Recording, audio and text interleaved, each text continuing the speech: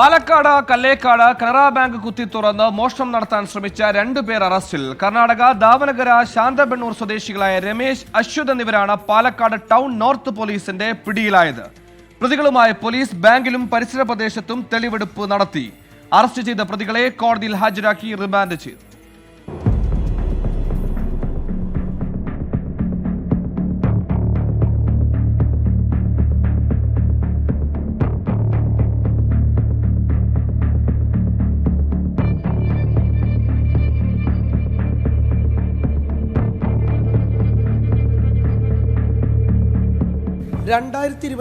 July 17 തിങ്കളാഴ്ച പുലർച്ചെ 1:40 പിരായിരി കല്ലേക്കാടുള്ള കനറ ബാങ്കിൽ മോഷണ ശ്രമം നടന്നത്.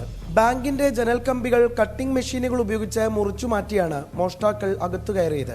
തുടർന്ന് ബാങ്കിന്റെ അലാറം കട്ട് ചെയ്യുകയും അതിനുശേഷം ബാങ്ക് ലോക്കർ കട്ട് ചെയ്യാനുള്ള ശ്രമം നടത്തിയെങ്കിലും മോഷ്ടാക്കൾ ശ്രമം അവസാനിപ്പിക്കുകയായിരുന്നു.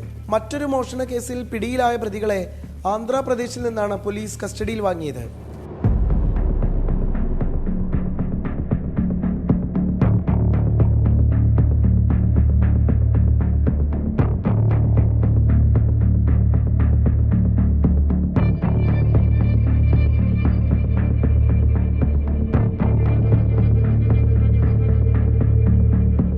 അഞ്ചോളം പേരടങ്ങുന്ന സംഘമാണ് മോഷണ ശ്രമത്തിന് പിന്നിലെന്നാണ് പോലീസ് പറയുന്നത്.